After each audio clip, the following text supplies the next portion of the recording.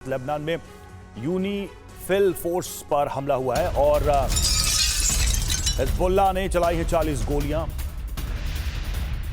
UNIFIL force में French finish जवान, पहली बार यूनिफिल पर हिजब का हमला।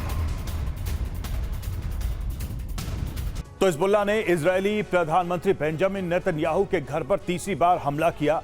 30 दिन के अंदर अंदर नेतन्याहू के केसरिया वाले घर पर 3 बार हिजबुल्लाह के सफल हमले हुए और इस बार ईरान के एजेंट नेतन्याहू के दरवाजे तक पहुंच गए।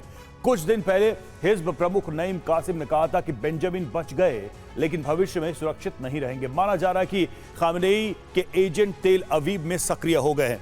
यह साफ है कि इजरायल की सुरक्षा व्यवस्था में ईरान बार बार सेंध लगा रहा है। इस हमले के बाद इजरायली वायुसेना ने लेबनान पर जबरदस्त बारूद बरसाया है। देखिए कैसे हुआ नेतन्याहू के घर पर हमला और कैसे बेरूत पर बरसे इजरायली बम, इस रिपोर्ट में। इजरायली प्रधानमंत्री के घर पर 30 दिन के अंदर तीसरी बार हमले करके हिजबुल्लाह ने यह सिद्ध कर दिया है कि उसकी शक्ति इजरायली तकनीक को भेदने की ताकत रखती है।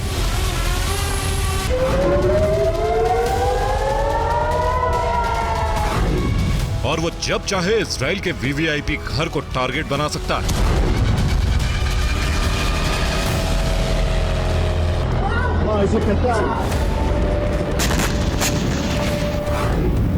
16 नवंबर की शाम को हिजबुल्लाह ने एक बार फिर तेल अवीव के केसारिया में बेंजामिन नेतन्याहू के घर पर हमला किया और इसके बाद इजरायली सेना ने हिजबुल्लाह को शक्ति विहीन बनाने का ऑपरेशन तेज कर दिया है। नेतन्याहू के घर पर हमला होने के बाद इजरायली सेना ने बेरूत के दाहिया इलाके में बमबारी की और कई इमारतों को खाक में मिला दिया।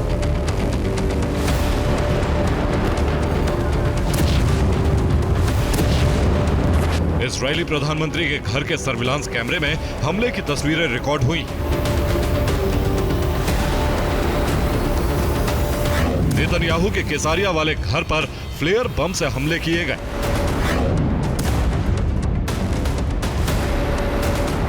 फ्लेयर बम की रोशनी और धुआं नेतन्याहू के घर के करीब नजर आ रहा है।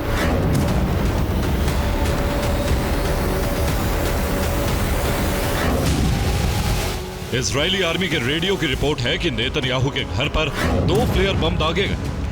इस हमले में कोई नुकसान नहीं हुआ है। नेतन्याहू और उनका परिवार हमले के वक्त घर में मौजूद नहीं था। इस हमले में 3 संदिग्धों को गिरफ्तार किया गया है। इन तीनों संदिग्धों से इजरायल की शिन बेट और लाहाव यूनिट पूछताछ कर रही है।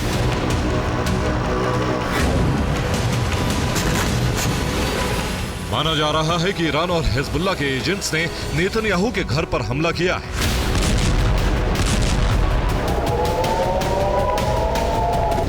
ईरान का प्लान है नसरल्ला और हानिया की मौत का बदला लेना और इसीलिए नेतन्याहू के घर को बार बार टारगेट किया जा रहा है।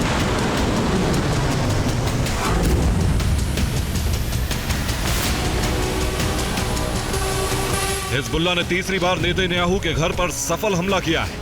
हैरत की बात यह है कि प्रधानमंत्री के घर की रोड पर भी सुरक्षा रहती है, तो हमलावर कैसे बंगले के इतने करीब पहुंच गए?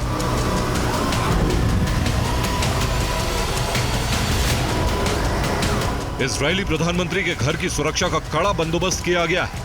केसारिया में नेतन्याहू के घर पर जो पहला हमला हुआ था, उसके बाद इजरायल ने इस घर की सुरक्षा के लिए 5 करोड़ रुपए का सुरक्षा सिस्टम लगाया था।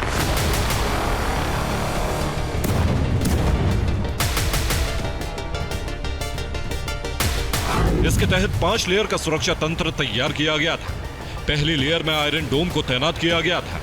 दूसरी लेयर में अमेरिकी एयर डिफेंस सिस्टम पेट्रियट है। तीसरी लेयर में इजरायल ने अपने स्वदेशी air defence system David sling को लगा रखा है। चौथी लेयर में इजरायल की ड्रोन गन आर्मी मुस्तैद है। 5वीं और अंतिम लेयर में ड्रोन के काल ड्रोन किलर लेजर।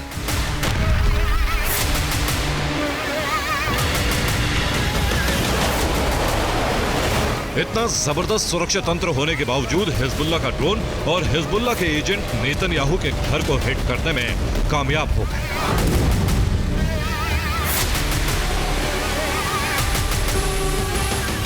सोलह नवंबर को इजरायल के प्रधानमंत्री के केसरिया वाले घर पर तीसरा हमला हुआ। हमला हिजबुल्लाह के एजेंट्स ने किया। नेतन्याहू के घर पर फ्लेयर्स दागे गए। इससे पहले 15 नवंबर को हिजबुल्लाह ने ड्रोन हमला किया था। इस हमले में बेंजामिन और उनकी पत्नी बाल बाल बचे थे। हमले के वक्त बेंजामिन और उनकी पत्नी घर के अंदर बने बंकर में थे। इससे पहले 19 अक्टूबर को भी हिजबुल्लाह का ड्रोन हमला हुआ। हिजबुल्लाह का ड्रोन घर के लॉन में गिरा था। इसके धमाके से नेतन्याहू के घर की खिड़कियां टूट गई थी। ड्रोन के धमाके से घर की मुख्य दीवार को नुकसान हुआ था। नेतन्याहू के घर पर हमले के साथ साथ हिजबुल्लाह ने हाइफा पर भी ड्रोन हमले किए।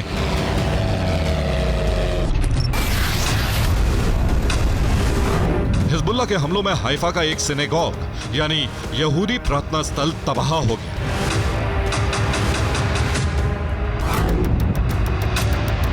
नईम कासिम और खामनेई के एजेंट नेतन्याहू की हत्या की कोशिश में जुटे और इजरायली शहरों पर बारूद बरस रहा है।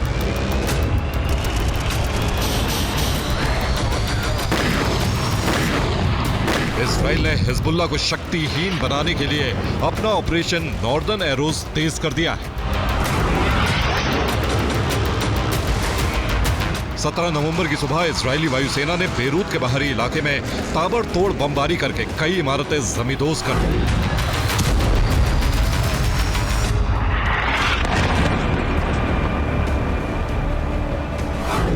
इजराइल के हमले से बेरूत की इमारत पूरी तरह जमींदोज हो गई।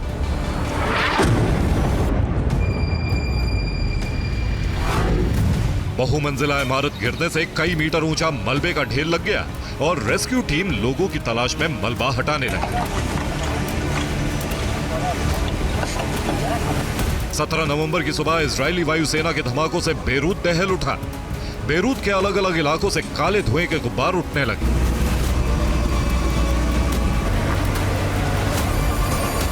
इजरायली हमलों से बेरूत की स्काई लाइन पर धुआं ही धुआं नजर आने लगा।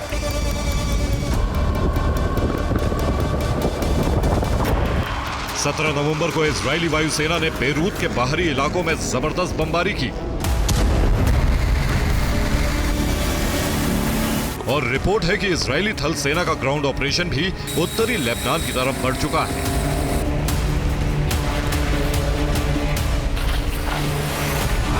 इजरायली थल सेना ने बॉर्डर से 5 किलोमीटर दूर हिजबुल्लाह के हथियार गोदाम वाले चामा गांव पर कब्जा कर लिया।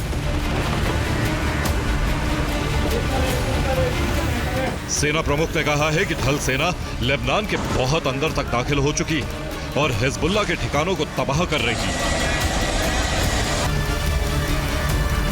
इजरायली सेना प्रमुख ने यह भी दावा किया कि लेबनान में इजरायली सेना का ऑपरेशन करीब करीब पूरा हो चुका है।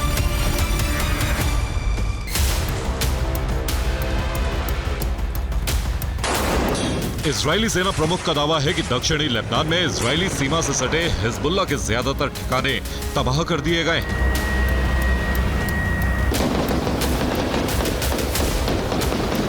लेकिन सीमा के नजदीक से और इजराइल के अंदर हिजबुल्लाह के हमले साफ संकेत दे रहे हैं कि उसकी ताकत पर ज्यादा असर नहीं पड़ा है। Bureau report, TV9 Bharatvarsh.